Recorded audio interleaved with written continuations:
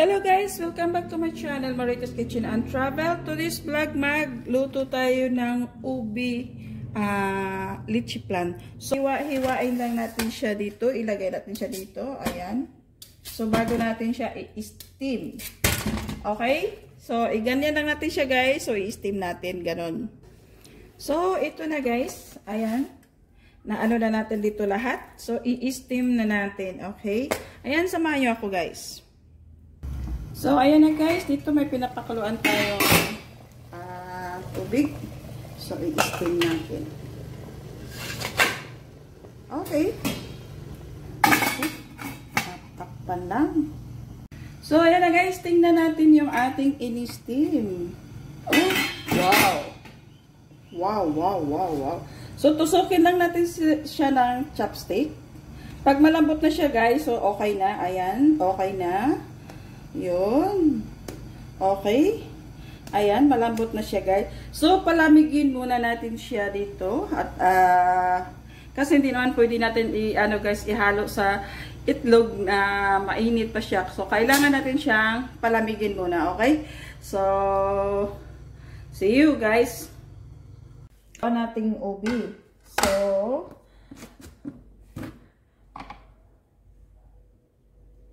maglagay ako dito guys ng 1, 2, 3, 4, 5, 6, 7. 7 spoon ng sugar para i-caramelize natin siya guys. Okay? Ayan.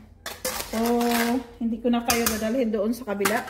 So, i-caramelize natin muna ito guys, yung ating sugar. Saka babalik ako dito, okay? So guys, yung ating ingredient is yung ating 7 itlog. At saka mayroon dito akong condensed milk. At saka mayroon din akong fresh milk. So, yan lang guys, kadali lutuin yung ating plant. Yung ubi caramel. Okay? So, tara na guys. So, una guys, i-blend natin yung ating ubi. Pero hindi ko lang siya ubusin kasi mayroon din akong gagawin. Kunting ano lang.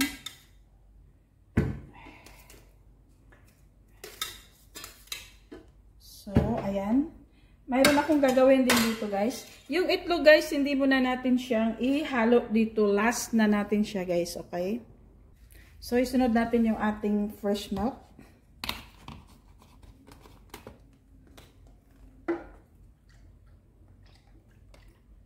So, lagay natin siya ng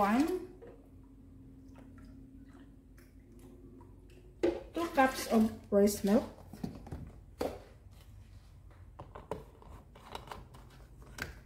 Tsaka yung ating condensed milk.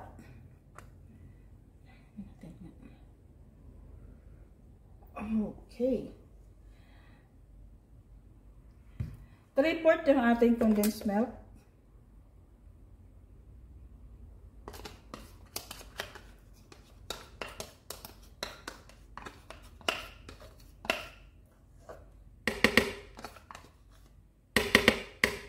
So, saka natin siya i-blender. So, yung pagka-blender ko guys, gagamitan ko siya ng iset ko siya sa grid para siya magkaroon talaga siya yung talagang na-dry niya yung yung maliliit.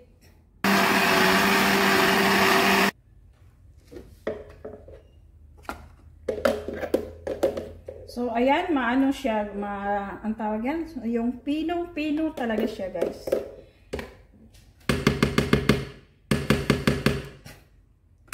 Okay, so ready na yung ating ubi. So, ngayon naman yan, guys, ayun ay yung ating itlog. So, hindi ko siya ihahalo yung kanyang,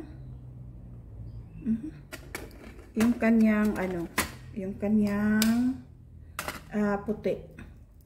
Kalahati lang yung yan. I-separate lang natin yung kanyang white. Oh, maliit pala ito na itlog.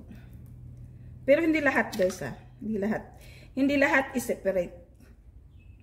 Mag-separate lang ako. I-separate ko lang yung 4 na apat na ano egg. Tapos yung apat din i-aano ko.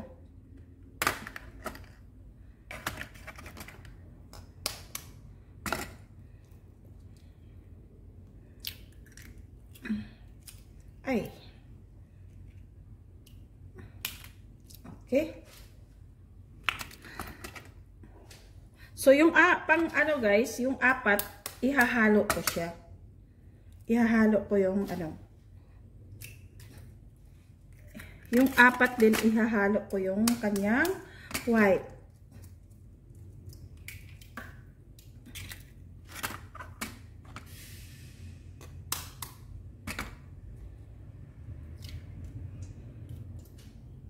Okay? So, ayan na guys. Huwag lang natin gamitan siya ng ano, ng blender. So, imano-mano lang natin 'to.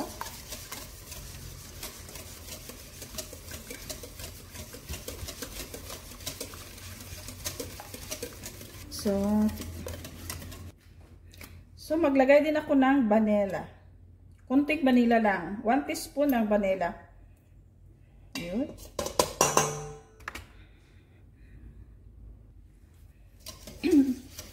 Ayan na guys. So, nahalo na yung ating egg.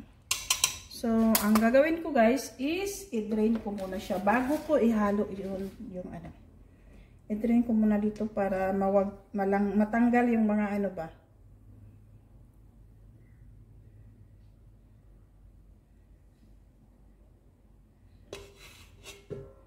Ayan.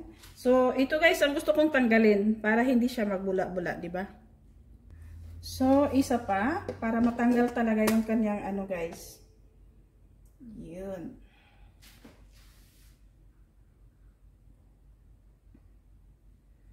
Okay, tapos isa pa.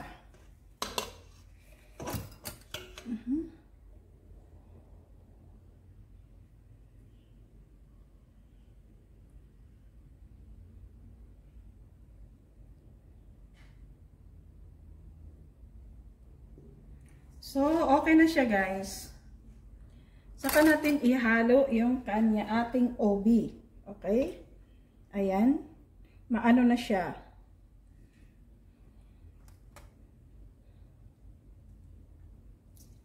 So, ngayon naman yung ating OB. Ilagay natin yung ating OB dito.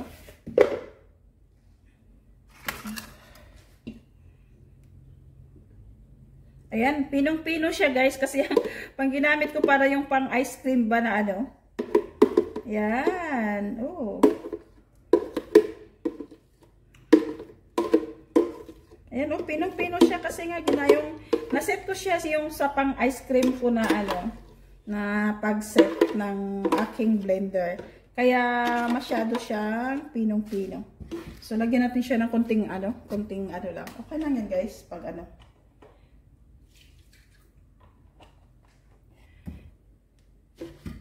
Ang paghalo guys, wag lang nating anuhan dahil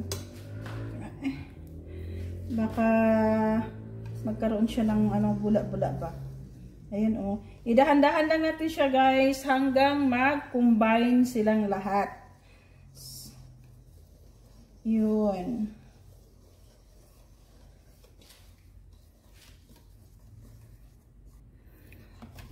So, ayan na guys, nag-combine na silang lahat. Ayan.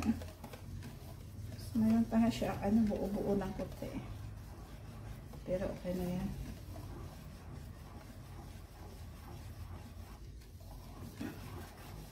Okay. So, ilagay natin siya dito na, ito na guys yung ginawa natin kanina, nalagyan ko ng asukal. Tinunaw ko siya, so nagiging caramel na siya. So, ilagay natin siya dito. Try ko lang kung baka, ay hindi ata eh. Kasi maliliit yung ano ba. Okay. Oh. Kaya lang ako siya.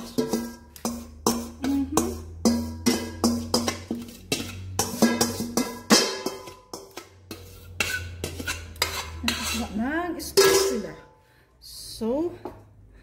So, ngayon naman guys, lagyan ko siya ng foil sa ilalim, ay sa ibabaw.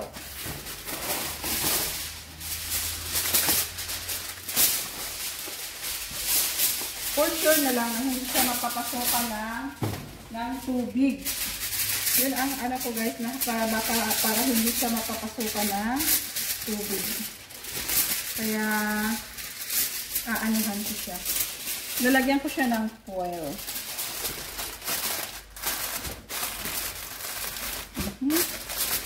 Ayan. Pero yung takip guys, nilagyan ko rin siya ng, ng tela para din yung tubig hindi siya mapasok doon. So, ayan, tara na guys. Samahan nyo ako doon sa likod.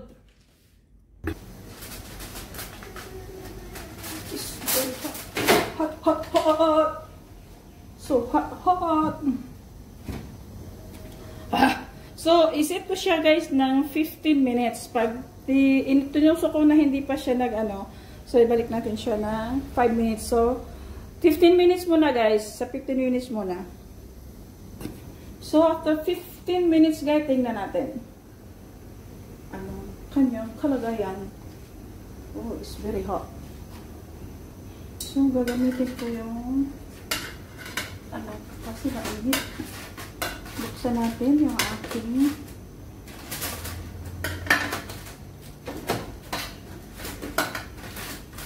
wow! Oh! So, konti na lang guys. Oh, hindi pa siya luto. Hindi pa siya luto. Pero nag-firm na siya. Wow, ang cute. Ang ganda guys. So, okay na siya guys. So, look at that guys. Look at that guys. Okay. Palamigin muna natin siya guys bago natin siyang kunin dyan. Ang init kasi. So, guys, ito na yung gawa natin. Ang ganda. Super. Ayan, success guys yung ating ginawa. Success na success yung ating ginawa guys. So now, wow, wow, wow, wow. Wow, wow. Sarap. So, ilipat natin siya dito guys. Yes! Uh-oh.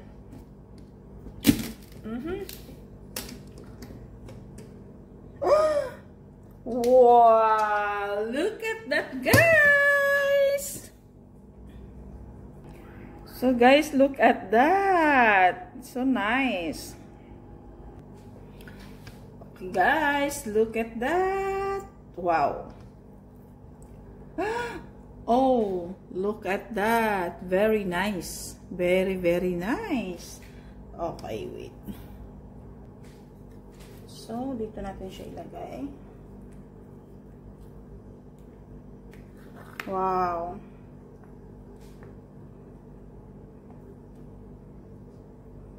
Ang lambot niya, guys. Ang lambot. So, ayan o. Tingnan mo. So, guys, tikman natin.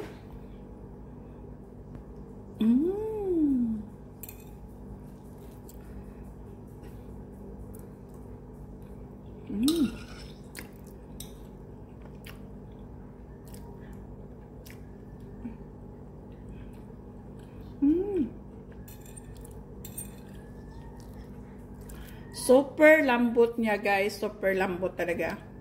Ang saka sobrang sarap. Napakasarap.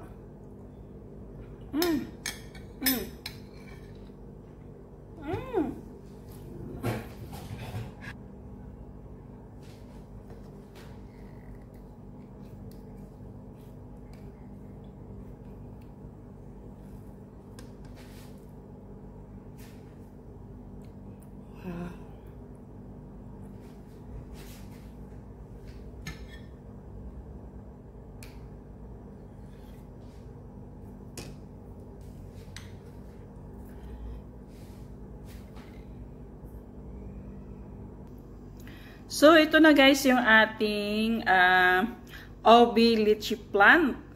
Sana magustuhan nyo ang recipe kong ito at i-like, paki-subscribe sa hindi pa nakapag-subscribe at paki-ring na lang yung bell para updated po kayo sa mga susunod kong video. At paki-share, comment guys. Thank you for watching. God bless and see you to my next video.